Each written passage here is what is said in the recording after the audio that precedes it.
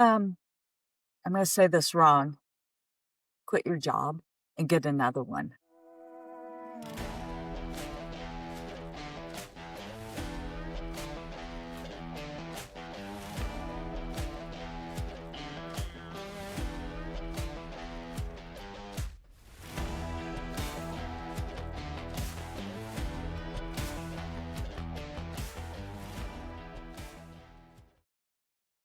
Hey everyone, welcome back to another episode of the Real Deal Landman Show. I am Jerris Johnson, joined as always by Drew Hopkins.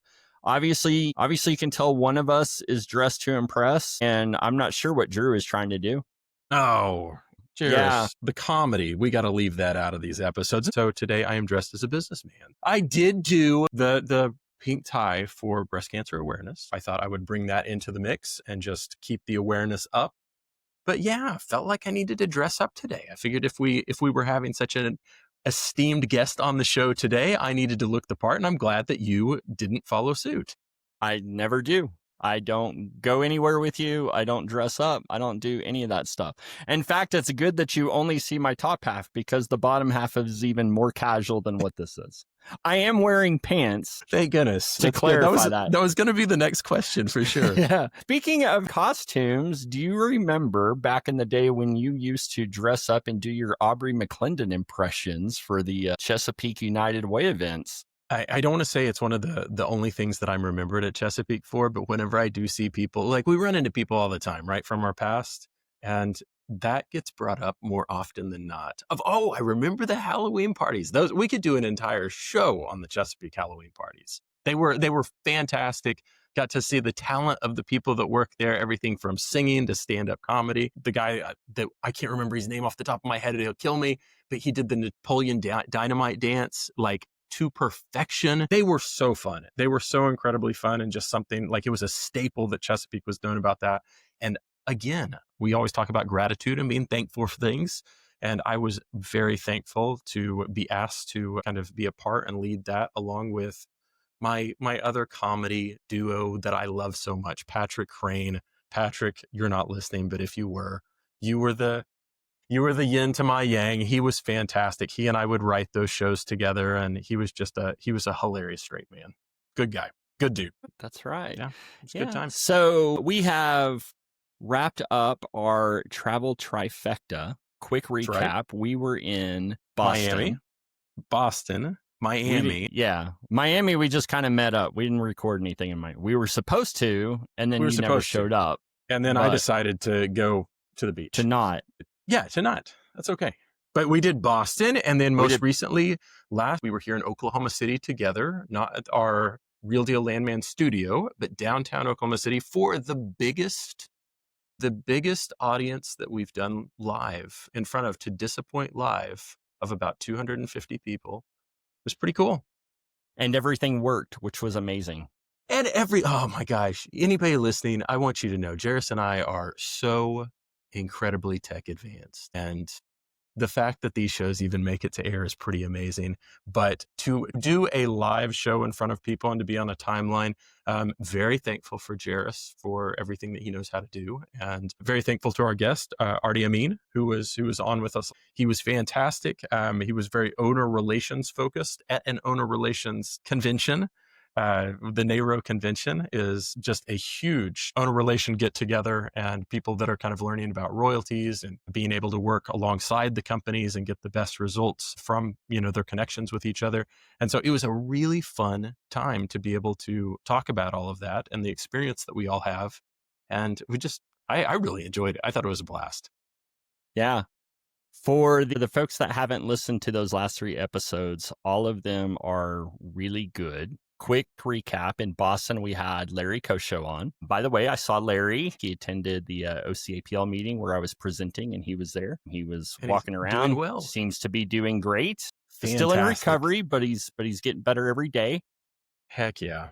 For our DFW show, we interviewed Drew about his wrestling venture and had a local Oklahoma City celebrity on. And so if you haven't seen that one, you'll definitely want to check that one out. And then, with our NARO conversation that we had. Today, we are all in our respective places once again. It's kind of nice to be able to have an easy setup and to jump into a conversation. And we are so honored to have with us Paula, and I learned how to pronounce her last name just now. So if you're seeing the spelling of it and you're trying to pronounce it, I promise you you're getting it wrong. But Paula, tell us. So, okay, Paula, tell us again, how is it pronounced and what does it mean? All right. It is pronounced Rauchfuss. When I do any of my speaking for introductions, I always say rhymes with office. And when you look at all the spelling, there's a whole bunch of S's, a CH that doesn't belong. Shortly after I got there, it got in my marriage, I asked my father-in-law if we could shorten it and just throw out all those letters. And he really didn't find that funny. I thought it was worth the question. Well, you said it was German, right? It's very German. Very German. Well, your father-in-law sounds like he had that very German sense of humor. I don't think so. Yeah, so raw means smoke, and fuss, F-U-S-S, is foot in German. So it's smoke foot. That may be some cross codes in our family. I don't know. After hearing the meaning, does anybody ever call you Smokefoot after that? You know, we went to Germany probably 3 years ago, and a lot of people recognized our name and said Smokefoot and stuff. We're like, yeah, that's us. We're just dumb Americans, but yeah, that's us. Fantastic. Thank you for joining us today. This is a fun opportunity to dive more into the world of land administration, which Paula has had a very long, illustrious career in. Paula, tell us, how did you get started in the industry? How did you get started in the profession? Kind of give us a rundown of your path. Great. Yes. My mom had a friend back in 1984 who did a placement agency, and I graduated high school, and I knew I didn't want to go to college because I had no clue what I'd study. All I knew is I wanted to type a lot and wear great clothes in an office. That's literally all I knew I wanted my career to be. So my mom hooked up with her friend. I got a job as a receptionist, and this is now 85, 84, 85. I was there for a year, and then I saw all these people walk into the elevator with boxes and crying and hugging. And I was just sitting at the receptionist desk going, "What's wrong with everyone? They're so sad." Had no idea what was going on, but I was cheap labor. So I weathered through 86 and $9 barrel oil.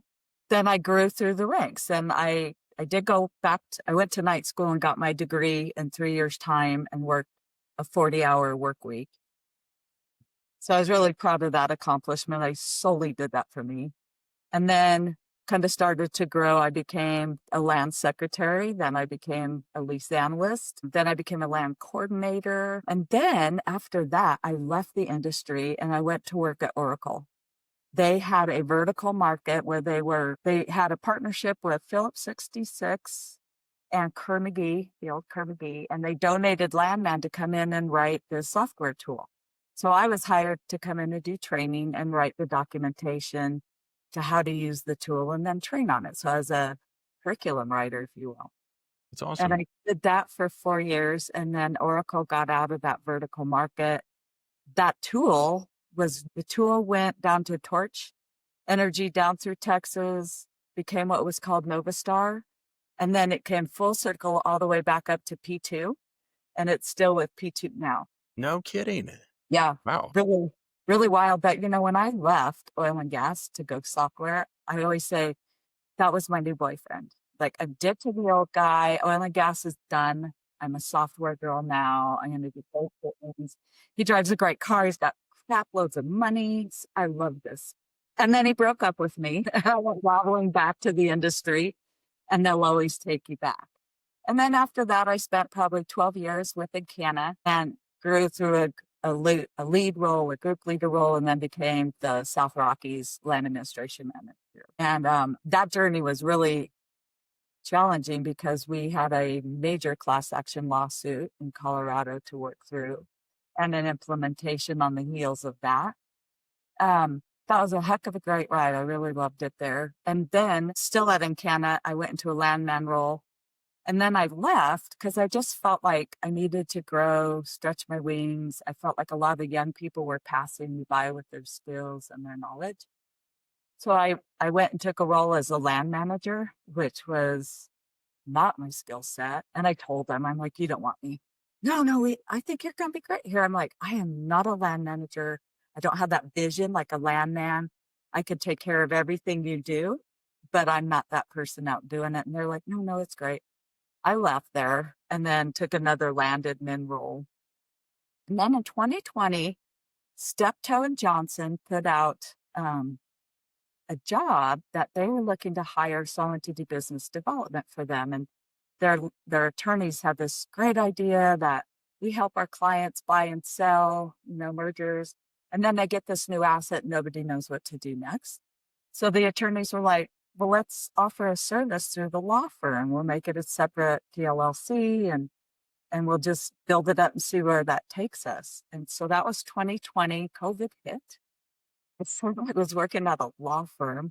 I was suddenly billable hours, which was like, what's that? I have no idea. Nobody could travel and train me. And then everyone was trying to get their feet under them with Zoom meetings and all that noise. Oh my gosh. Got our first client by May of that 2020 year. And then it just kept growing. And I placed the bet that this would be successful. That's why I left my really great gig, because I thought there's something to this outsourcing. I think this might take off. I think there's a need out there. And especially with all the PE money in the market, they don't want big teams. They don't want big processes. They're going to do it on the skinny. So I thought, yeah, I think there's something to it. I rode that journey with them until the beginning of the year. I said, hey, Steptoe, when I interviewed with them, I'm like, dudes, I'm here for 3 to 5. Rolling out, pushing 60, gotta go. And they're like, oh yeah, no problem. So at the beginning of the year, I'm like, dudes. Peace out. Yeah, I'm out.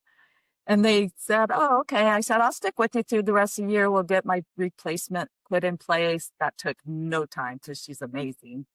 And then I became a lease analyst for one of our clients. Very great client, really good work, but I quickly found out I suck as a lease analyst.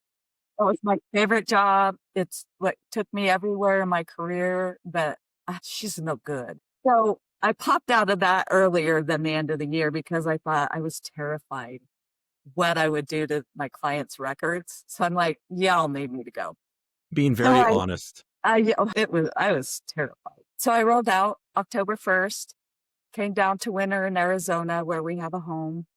And then some consulting work landed in my lap. And it was the kind of work that didn't require me to do anyone's records. It was really just an opportunity to network with people, rub elbows, Fantastic. Connect, get the word out. I love to present. Public speaking is the weirdest thing. So that's kind of what I'm doing through the fall, just some consulting stuff and whatever comes my way. That's fantastic. Talk about a full circle of the career, everything from sitting at the front desk to software to being able to start up. Many, many years in Canada and Centennial. Is that the other one that you were at? Is that right? Okay. You have definitely seen. I thought you were going to say at the beginning of that, of seeing everybody walking out, and I'm assuming they were all from an operator that you were working with. Is that right?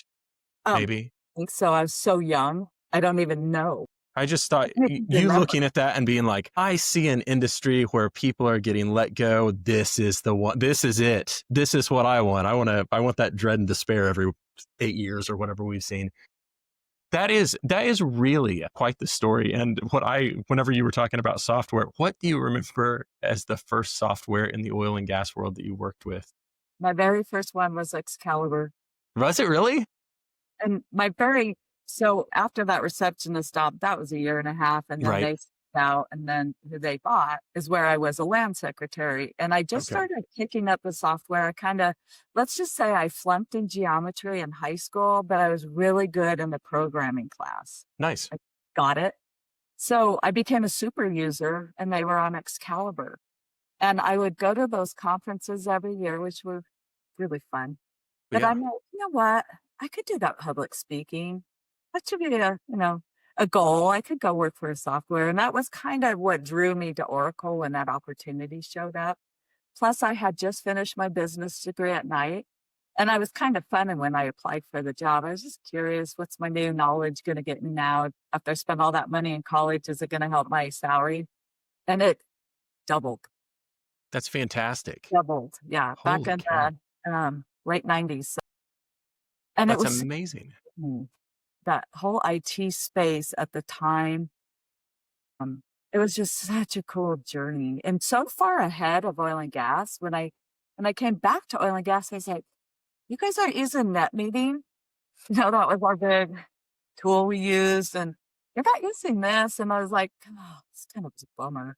But that boyfriend, he got remarried. I always like, and that's pretty interesting about the first software there. I remember the first thing that I set whenever I sat in my chair as a lease analyst, and the programs that we have were almost like the old Microsoft DOS, of where it was like a black screen with like the lime green, and it was all there was no mouse, or I mean, we had a mouse, but it was no mouse driven. It was all keypad driven. And I remember even then I was like, well, I'd never experienced anything like that because I had just come out of college, but I was like, this must just be how oil and gas software is. And thank goodness, I think all three of us can say we've seen the full spectrum change, and now everything's working into AI and integrating that into the space, and you're getting such beautiful Power BI reports, and like it's so much different than what it was. But I always like that question of seeing what you started out with, because it was mad world. Still around. It is. Yeah. Actually, the last system I worked in-house was Excalibur, and it wasn't that long ago. Kidding. I'm just shocked that there are people that love it. They will die loving it. Isn't that something? So what do you think it is about the energy industry? And not to get off on a tangent with it, but we like tangents. I do. Yeah, I do too. What do you think it is about the energy industry that makes it so not slow to change, but it's tactful, I guess, in its strategy of change? And so, Paula, what do you think about, like, for the softwares that you've seen over the years and how companies change everything from the things that you saw in Canada or in Canada, or Centennial? Like, were those companies proactive on being able to add in, new software, or were they kind of like what we've just said here, of more on the, this is what we're all used to, and this is what our company is going with? It's a heck of a good question, because change management is the biggest thing to tackle here. Yeah. Is people get entrenched, and oil and gas is very cost conscious. I remember at Encana, our tool, we didn't take upgrades. We were 7 upgrades behind, and 20,000 uniques on the tool of Excalibur at the time. That's a lot of Band-Aids to fix. That is. Oh my gosh. Seriously. Everything. So I guess what I'd look back and say is it's change management with all the different softwares is really hard on the people. They are high producers and really hard workers. And if they have to take out a day or two to learn the new system, that sets them off. It's not a comfort for them or any of that. And I feel like that whole lease analyst job has really changed. I did a presentation, I don't even remember what it was called, but really just talking about all the roles that lease analysts have taken on over the years. They have so changed to GIS, to there always been filing. That's always been a thing, but all the digital filing now, which means a whole big scan project behind that. They're working more with JIB, like on the DO side. Sometimes they're setting up the whole JIB deck and running that piece for accounting. Like, it has expanded and grown so much, in my opinion. And then when you look at the tools, those have to come along in that journey, because the job itself is changing so much. So I've always been a fan of the new technologies and the tools. I've never struggled with that change, because I always felt like that's really what I needed to do to stay relevant. I was always aware of that. But I think that the offerings out there are very interesting. I think there's a lot of disruption in how even I think about things because of these new tools. I would even say, like, provisioning and AI go together like a marriage. And shall I never read a lease again if I'm lucky? And I could just let it run through AI and pick up all my provisions and clauses. So it's a great question. What do you think? I'm interested to hear your thoughts. Drew, we could make this a segment to where whenever we have a guest on, we will read their LinkedIn posts out loud and see what their reactions are. But Paula actually had a post today, this morning, that I saw, and it fits right in line with this. And it says, with an unlimited or limited budget, I think I would wrap my arms around AI-driven land analytics. It's a hot topic right now with great bandwidth for improved. Heck yeah. So you've already been starting down that pathway, but like expound on that. Like, what if you had that unlimited budget and you had the autonomy, what would you do with today's technology that you see? I always wanted to do a Paulabot. I wanted to do RPA and build a bot that could enter leases. So your company just gets all these leases, say up in NODAC, and they're all basically the same. They're in a square world. Your legals are clean and square and lovely. But I always thought if you had a bot that would enter those leases, because you've always got the same things, less or lessee, you got dates, you got a legal, you've got your royalty rates, you've got an addendum with changing royalty rate. I mean, there's just certain regularities there that I thought, Kai, why couldn't a bot who could work 24 hours a day till it's done bring in that data? And that the spirit of that thought was always before a lot of the software vendors are now offering your own upload template. Mm-hmm. So you could do it yourself, because in the past, uploading a new acquisition was like a 2-month drill with 80% accuracy. So I found that I always wanted to make a Paulabot. I never got to. When I got to step 2, I'm like, we need to make a Paulabot. And they're like, yeah, but we were so busy and things just picked up for us so quickly. That never came to be. But now you've got AI and you got agentic AI. And that's my new hot button. I just think there's so much capability there in land to do some of those back office processes that are pretty uniform. You know, think about invoicing. I know a lot of companies do this to code invoices that come in, and they're using AI to read through it and then go populate your system with it, with RPA or whatever tool it is. Brilliant. Brilliant. And what took a month and a half to get in, you know, thousands of invoices, they can get them entered for the month in 3 days. And that goes back to too what you were saying of a lot of these oil and gas companies. They look and they say, if I have to take somebody off to train on a new system or something like that for the next 2 days, that's 2 days where they're not able to, you know, get their job function done. If you get a acquisition and you get in 28,000 leases, now that goes on top of that person that already has their day-to-day.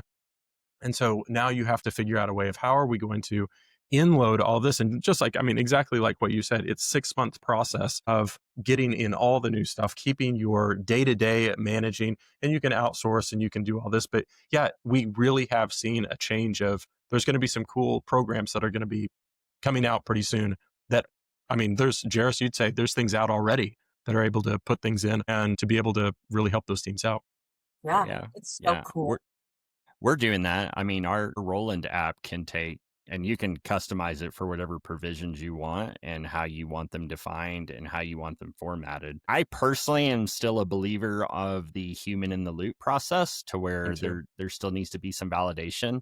Absolutely. I do think we will get to a point, though, to where we will have high enough confidence that human in the loop aspect will diminish. But I am curious, Paula, with all the people that you have worked with and talked to today, there's still a lot of reluctance and hesitation on allowing AI to do too much because they are afraid of how accurate it's going to be. And they're really afraid of, you know, is it really going to perform as was sold or was promised, et cetera. And so I wouldn't say, like, people are becoming more willing to experiment and they are becoming more willing to try it, but they're doing that with tremendous trepidation. And so for your perspective, what do you think it's going to take for more people to have a higher level of confidence and be willing to put some trust into what this technology already can deliver and will continue to deliver?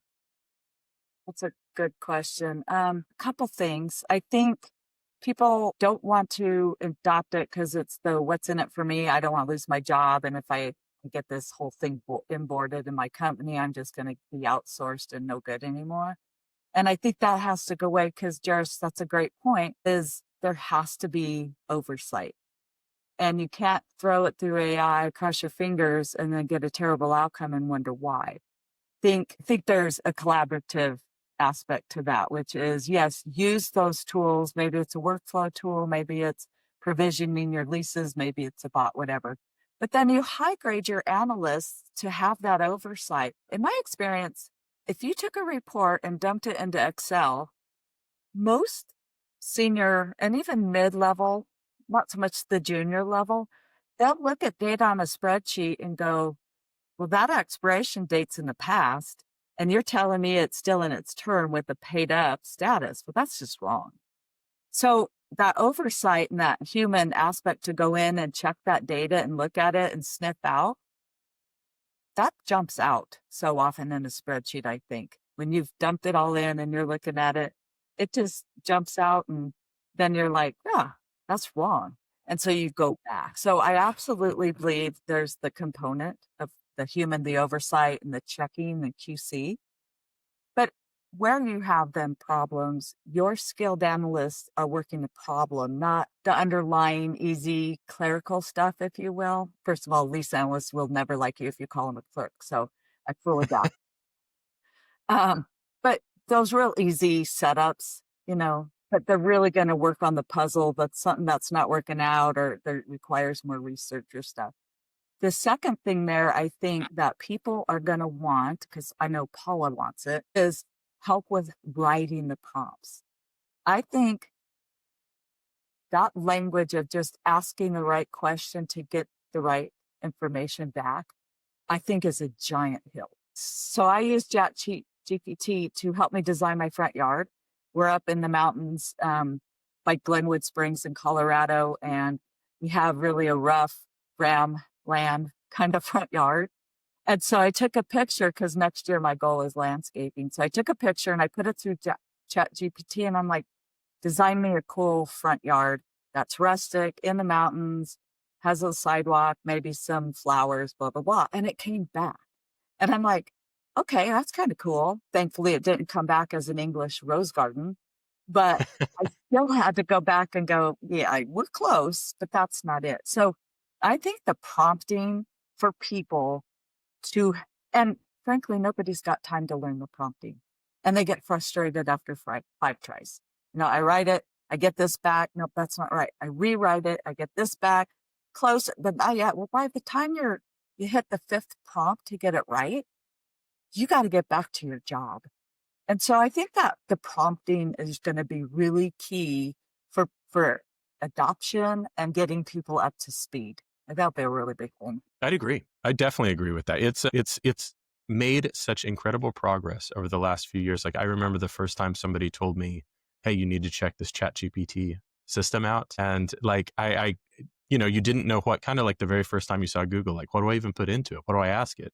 Yeah. And now it just is kind of second nature and it's just part of your day. But it's very, very interesting where it's come from. I think being able to know how to prompt correctly and being able to have, these different programs like the one that Jerris has worked on and the other litany of ones that are kind of in the market right now for the energy space. I know that they're all leveraging those great, experts in each one of these different fields to be able to make sure that they can pre-prompt and they can kind of build that back end of it so that the end user or the person that's sitting in that lease analyst role doesn't have to have that crazy deep background that they used to. But boy, it helps to be able to have, kind of that closed circle loop like Jerris was talking about, to be able to have eyes on it too.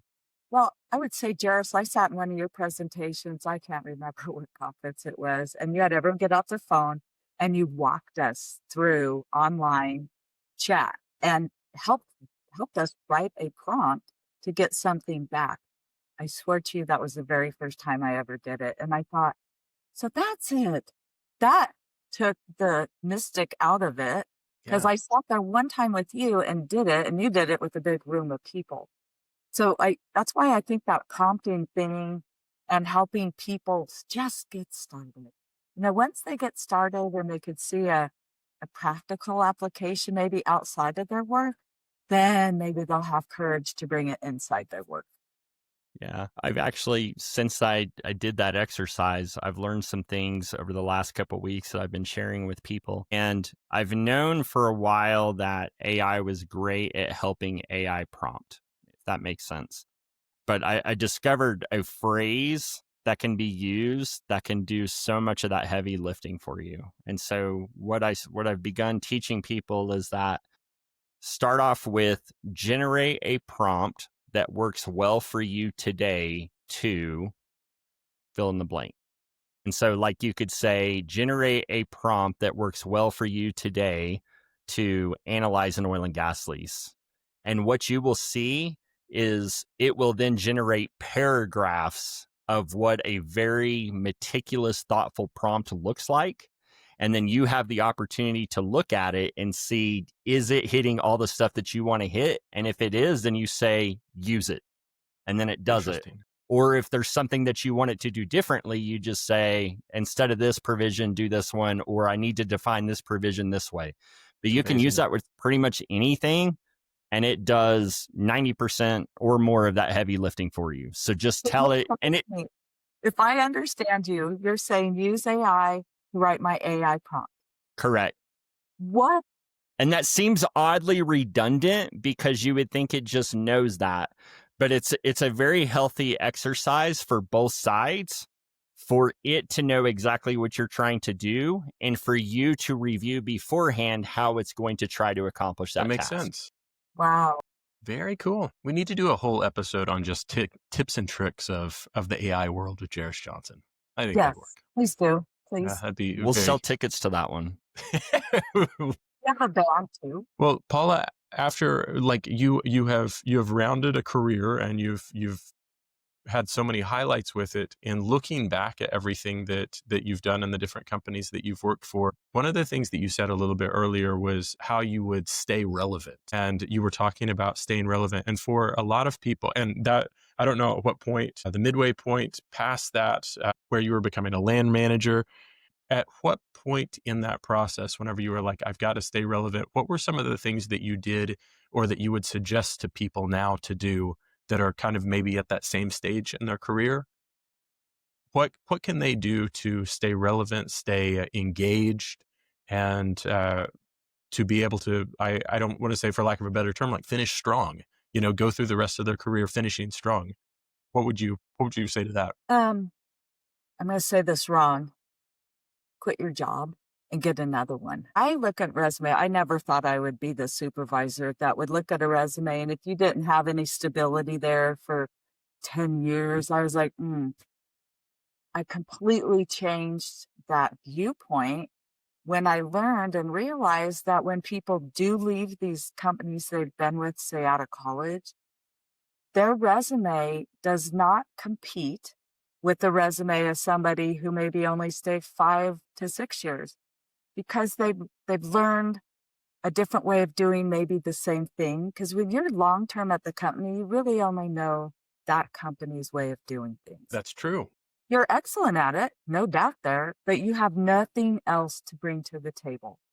So what I started realizing probably 10 years ago is that people, and I don't mean the chronic jumpers, but just people who change, maybe they have goals and methodology in mind to change. I like those resumes because it tells me you're not afraid. You're not going to be that person who sits in the back and just does the status quo for 20 years. I mean, even if you've changed jobs within the company, you're still under the umbrella of that company. The way the company values risk, the way the company makes their business decisions, that's all forming you. And there's other ways to think about that when you get in with another job. So sadly, I would say quit your job. I don't mean it like that. That's a damn good answer. I'm telling you, that really is. I've heard other people say very similar, of to stay engage, to show your worth, to be able to continue to move forward. If the career progression is moving and building yourself and keeping yourself very agile, I think that's a wonderful point to make. Love that. Yeah, I would have never thought I would come to that. You know, our parents worked forever at one place and they were their 40-year ring. And they were Right. The Rolex, the 40-year Rolex too. Yeah, absolutely. top, right? Yeah. So that's one thing I would say yes to the icky projects, because nobody wants to do them. But if you stand up and say, you know what, I'll take that on. Somebody can get me up to speed. I'll do my best and try to get that finished. You grow from that. You will gain skills from that experience. So I would just say take on the icky stuff. To stay relevant, I would say adopt to the new stuff. Don't let change management bury you in quicksand. Adopt and get on with it because nothing goes backwards. I mean, our cycle goes up and down here in oil and gas, but we never go backwards, ever. We just run out of money and a play, and then we get more money and we find new rock. That's right. That's exactly. Yeah, it's so obvious. You gave away the secrets. People are going to be coming for us for that. Out of the whole career, the last thing that I really want to hit with you is, out of the whole career, what are you the most proud of? Relationships of people I got to mentor. There's just nothing better than seeing those people in a big deep hug, and then you go back and you talk about the fun you had, or you taught me this, but not so much. Those relationships are key. They bring such warmth to my heart. And there are people I text all the time and we chit chat with, and we've all moved our own ways, but it would have to be the relationships and the connections and the friends I've made It's and who I fantastic. could influence and help them grow. That's been the best. It's beautiful. Beautiful. I always think on the business trips, on the late nights, like on a plane, or running through the airport, or the I don't want to say the trials and tribulations of the business trips. Early on in my career, I was like, oh man, this is fun, but this is a lot of work. And then, midway through and later on, I was like, this is getting pretty taxing for this. But then I changed my mindset and I was like, these are the days that I'm going to look back on years from now as it was the most fun sitting, like sipping a glass of wine with a coworker and just talking about family, or talking about like what we're talking about today, the different things that we found that were the little tips and tricks that helped us, work better, the things that got us through the week. And much to your point of the people that I worked with 15 years ago, I still can text and everything. And I think about all the good times that I had just being able to sit. And I think that would probably umbrella to most people would say that with any of the relationships that they had made throughout their career. But in oil and gas, it's just really special. I agree with you. The mentorships, being able to have these things, I look back on every day and I'm like, man, we're living the good old days right now. Like I love every day that I'm getting to do it. And I'm excited to be able to look back on it with such fondness. Well, that's awesome. And when you're 42 years in, from 84 to 2025, you do look back at that and think, gosh, what a journey this has been. What a fabulous industry. What tremendous people, really smart people we got to work with. I mean, those are all the really good feelings when you're sitting with your 7 and 7 going, that was a hell of a run. Heck yeah. Well, congratulations to where you're at right now. Thank you. I appreciate that. Paula, thank you so much for joining us in this discussion today. My closing takeaway that I had from all this was I think the inspiration that you shared in terms of, I mean, you mentioned 42 years, and that was 42 years of continuous learning. Like I never heard or caught a point during that career when you settled. And even now that you are quasi-retired, you're still dreaming about what is the next tool or the next innovation that I would like to work on or that could be deployed. And I think there's a lot of inspiration that all of us can take from that. So thank you for joining us and for sharing your story with us. Yeah, Thank you so much. Thank you for the invite. This has been really fun. Good deal. Well, for Jerris Johnson, I'm Drew Hopkins, and Paula Rauchfuss, we really appreciate you being on the show today. Thank you, everybody listening. Please like, subscribe, do all that fun stuff that the kids are talking about. I don't know. What do you think, Jerris? Like skibbity something or whatever the phrase is today? I don't know. I think Skibbity's out. Skibbity's out? I think so. Man, I've got a lot of phone calls to make then. All right. Well, thank you all for listening, and we'll see you next time on the Real Deal Landman Show. All right. Thank you all.